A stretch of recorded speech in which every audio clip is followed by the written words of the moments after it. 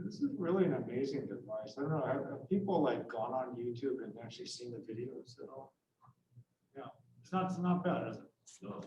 It's really, so what I'm planning on doing, this is when I have the time, is I have basically, I'll mention this in class, but I have about 25 videos.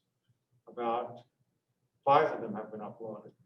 So I'll probably upload everything and then maybe tag them in terms of topics. Because I know some people at other institutions who are kind of interested in actually having access to the videos too. So that'd be cool. So I just don't know how much of this is, how many people really teach a basic course on representations of algebraic groups, characteristic B. I think a lot of times maybe they teach something on like geometric representation theory or some topics, but then they leave it to the students to sort of fill in all the background. Yeah, it'd be probably nice to have some things on that.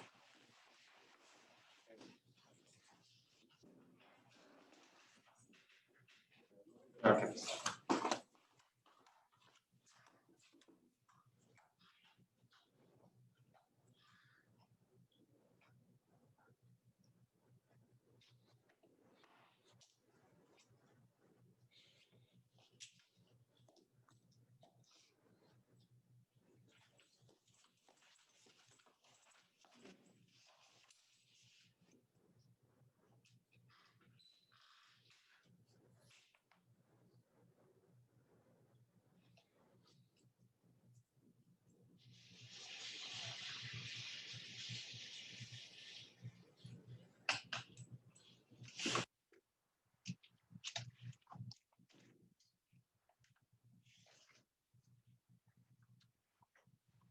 Okay.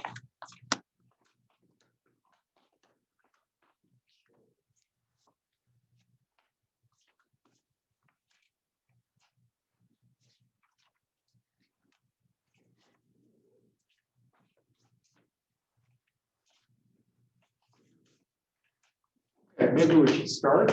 So I'd like to first thank the class for their participation in making this class compliant with university regulations.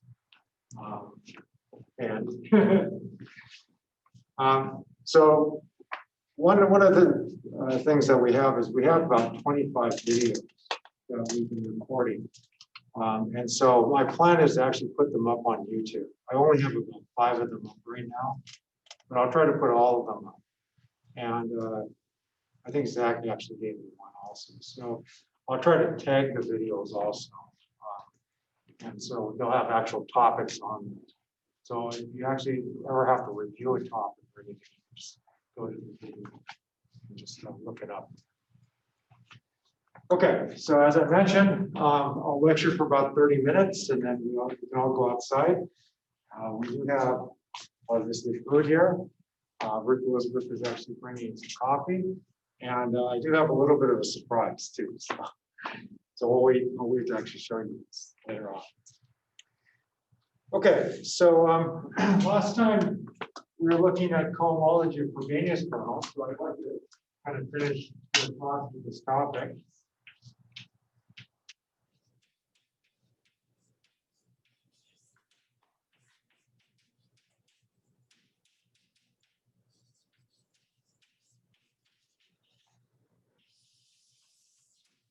Okay, so the best thing we could actually say is for the R equals 1 case.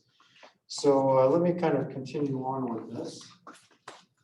So for R equals 1, we want to look at the cohomology of G1 with coefficients in K. Now for P bigger than H, we actually showed it was the coordinate ring of the nullcone of the cone. So for P bigger than H, we know that the even dimensional cohomology identifies with the coordinate algebra S, and then the odd degree cohomology is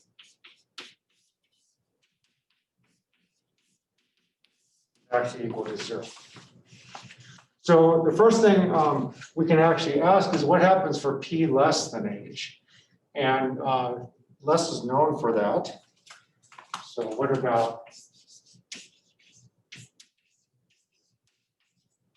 for p less than h? Okay. So this is actually true for p arbitrary.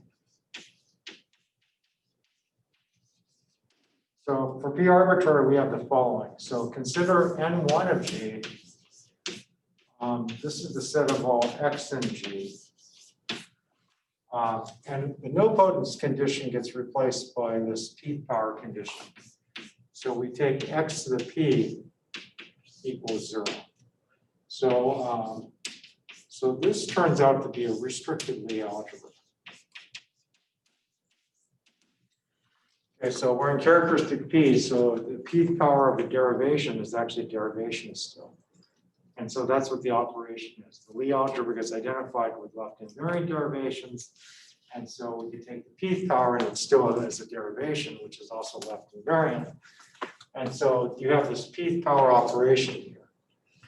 So if you just take like GLN, the p power operation is just taking the p power of a matrix.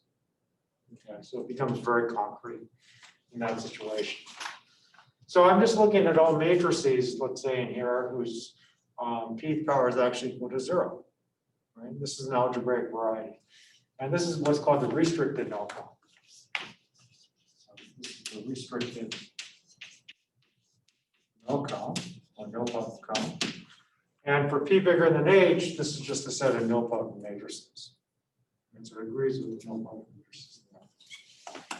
So p bigger than h, and 1g. It's identified with that. Okay. And so here's the theorem. And this was due to Jantzen. It was in the mid 80s, so I think it's around 1986 or something, sometime around that time, right? So when I take the spectrum or the max spectrum of the cohomology ring, so I take the cohomology ring sort of mod nilpotence. And this is homeomorphic to the restricted nullcone.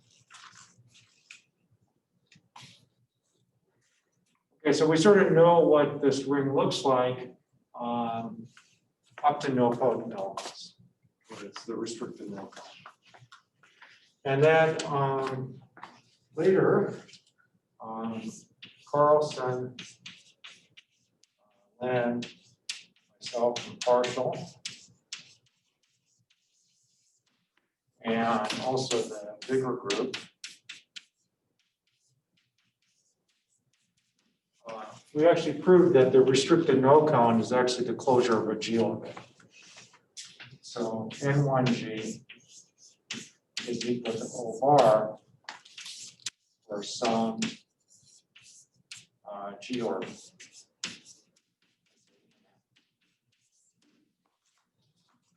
So in particular, the restricted nullcone is irreducible. So in particular,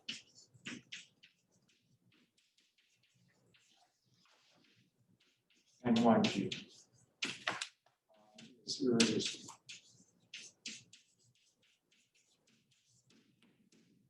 And we also figure out which orbit it actually is. So of course, when this is equal to n, you just get the regular orbit. But you know, for smaller p less than h, you can get something which is smaller than regular orbit. It's inside the closure of the regular orbit.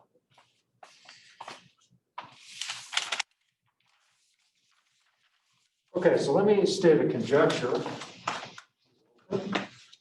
about what the cohomology should be.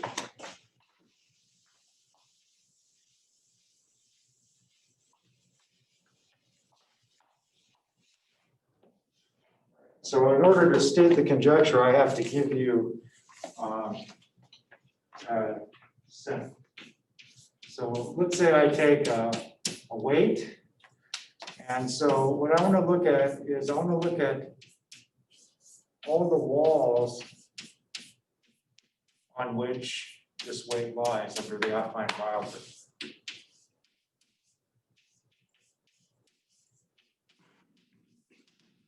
Okay, so basically this looks at all the possible walls that this weight lies on.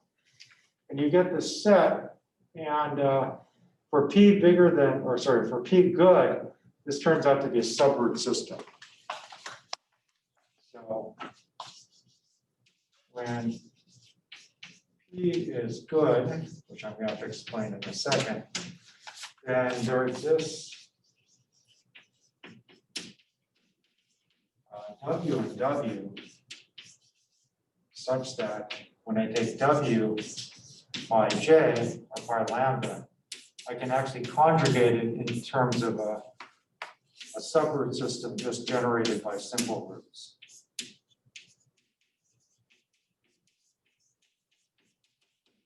Okay, so basically, this thing can sort of not be, I mean, it could be sort of on a root wall, which is not simple. But what I'm saying is I can conjugate it to something where it's actually generated by simple roots. This is just roots off the Dickin diagram. Okay, so what does it mean to be good?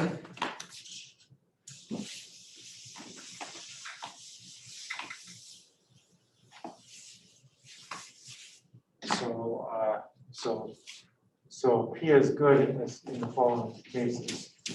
So for type AN, so P is always good.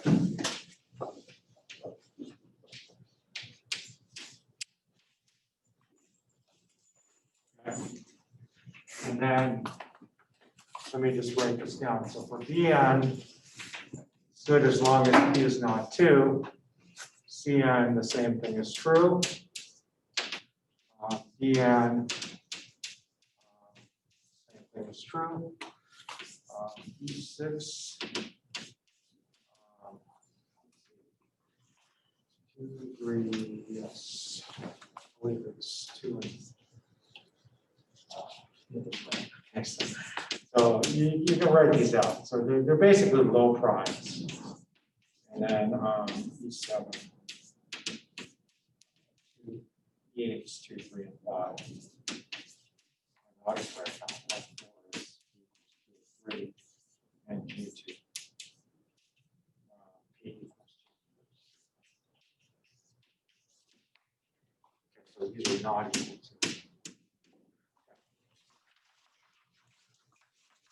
Okay, so basically what you do is you look at the highest root and you just make sure the prime doesn't divide any coefficients of the highest root. That tells you when it's good. Okay, and so basically just for 2, 3, and 5, you can run into problems. All right, so now let me stay with the conjecture. So the conjecture, remember, the nilpotent cone should sort of be a part of the cohomology ring. The restricted nilpotent cone should be part of the cohomology.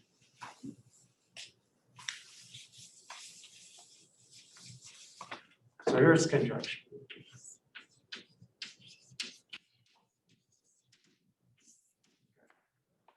So let P be good,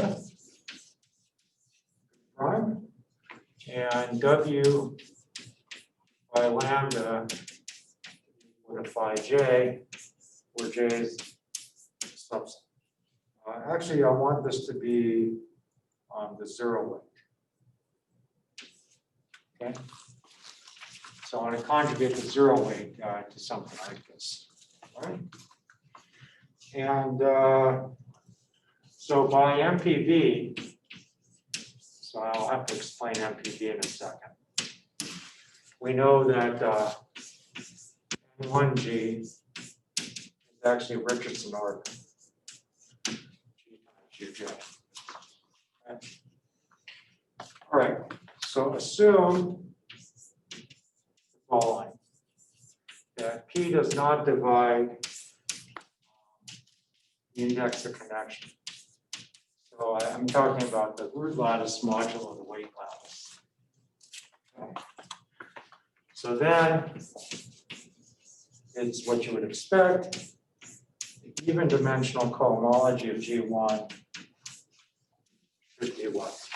Should be the coordinate algebra on this variety N1 of G. Okay. And B, the odd degree cohomology should be 0. So basically, there are no nullcones. Everything's reduced. Okay, so this is a natural generalization of the result when P is bigger than H. Okay, any questions on this? All right, so there's some evidence for this conjecture to be true.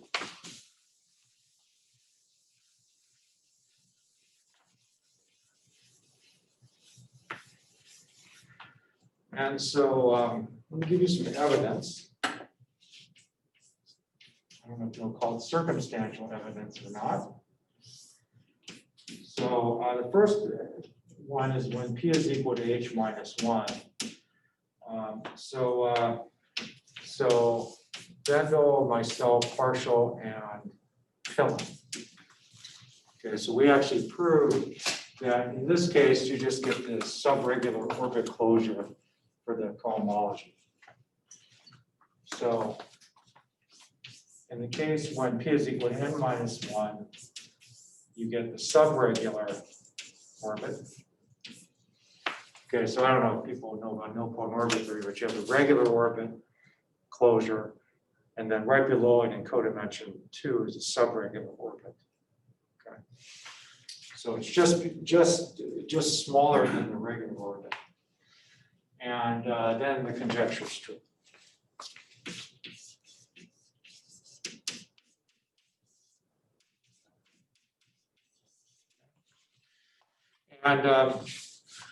And if you take the quantum group situation, so if you look at the cohomology of the small quantum group over the complex numbers, the conjecture holds under those assumptions. And this was also due to BNPP.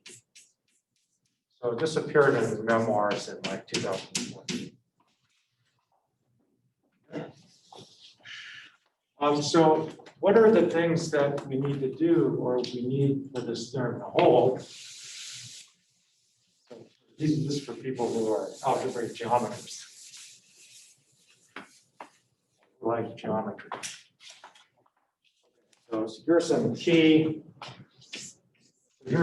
points. So if you can prove these key points, then basically you can actually prove this conjecture. So the one point is this Grauert Riemann.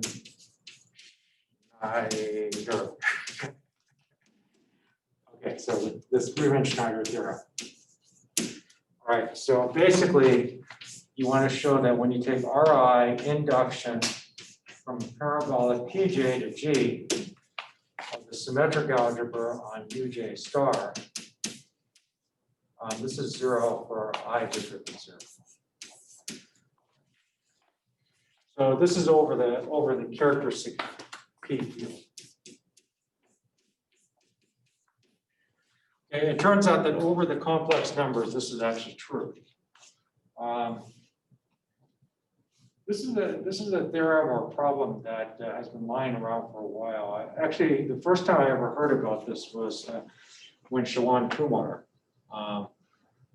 mentioned this. And it turns out that this is an obstacle for doing a lot of things. You would love to know the answer to this question, whether you have higher vanishing for these cohomologies. Okay.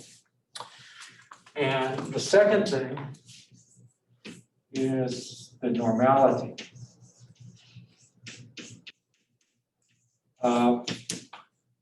This variety. So the question is this variety normal?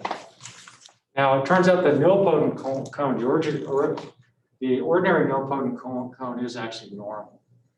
I actually forgot to mention that in that argument in terms of identifying the ring irregular functions on the Springer resolution with the ring of regular functions on the nullcone cone. So you need the resolutions, or sorry, the singularities lying codimension bigger than or equal to 2, and you need the normality of the nullcone cone to argue that point. So you need something like this too. You need the normality of this variety, which is an orbit closure by what I erased, in order to prove this conjecture. Okay, any questions to this point? All right. Now, last thing I want to talk about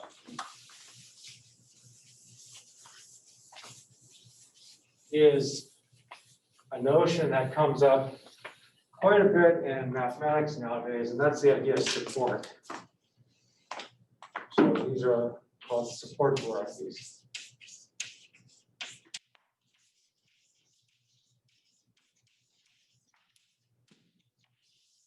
All right. Okay, so here's the idea. So I take my cohomology ring, and we may as well just make this G1 for now. So we know that this is a finitely generated algebra. And this cohomology actually acts on other extension modules. So this R acts on cohomology for a module with itself. Okay, so you can actually use the tensor product to show what the action is. Okay. And this is a finitely generated overall.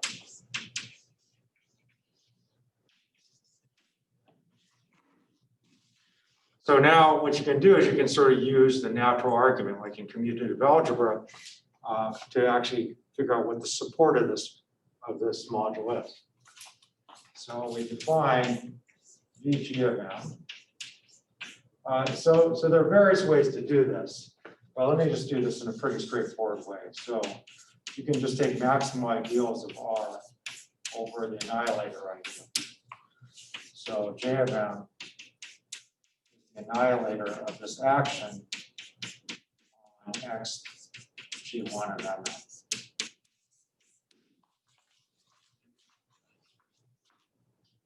Okay. All right, so this is actually a subvariety inside of the restricted nullcone. The closed subvariety inside the nullcone. For any module you get.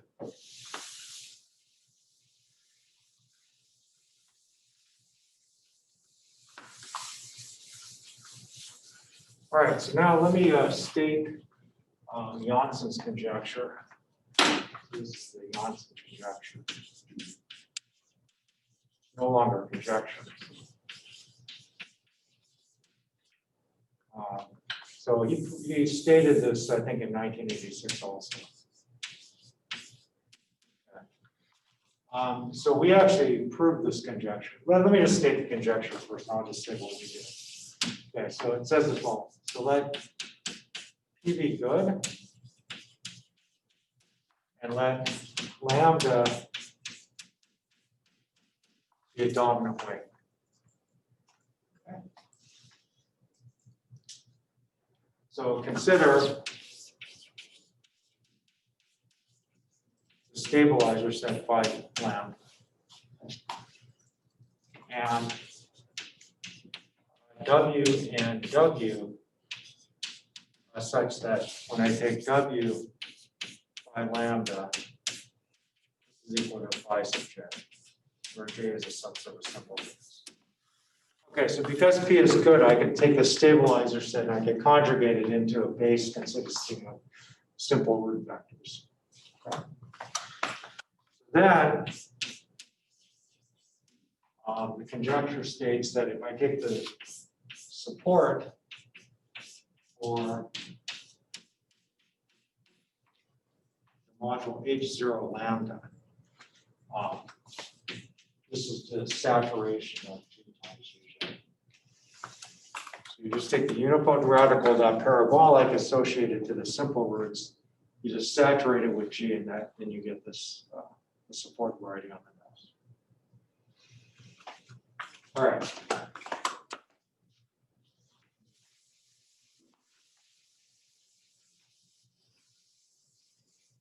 So let me mention first, let me make some remarks. For tilting modules,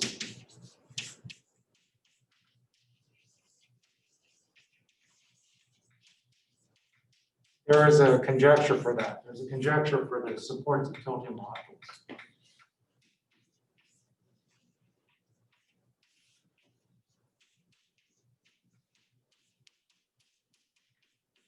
And this is called the Humphreys conjecture.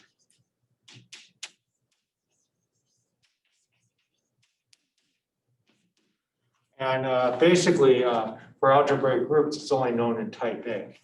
So, and type AN, where I think P larger than H plus 1, this was verified by Hardesty.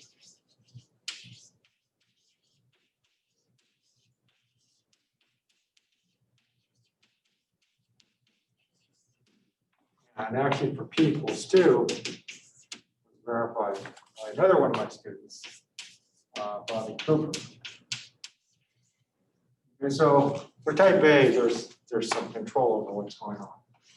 It'd be nice to actually prove, it'd be nice to actually prove this for all P good, even in type A. Okay, so now back to the Jantzen conjecture.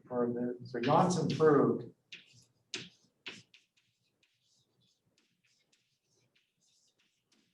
we just call it star.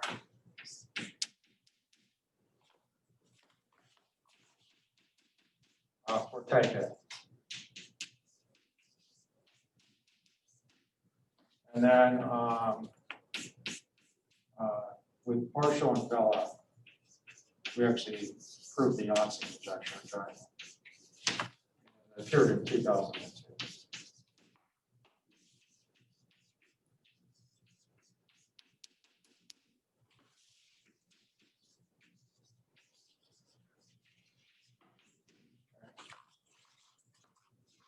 So let me just mention this, that for bad primes, so primes not good, the bigger algebra group has actually figured out what the supports of these are. So this is actually known, so for P good and for other primes too, which are not. So this answer is no. For tilting modules, it's still open for types not equal to type A. For quantum groups, it's actually no. But for algebraic groups, it's still not no. So there's still work to be done in this. Okay, are there any questions? Okay, so I think this is a good point to finish the class. And so if I can just get some help carrying the table out, then we can sort of proceed out. Great. Okay, so we're going to sign off.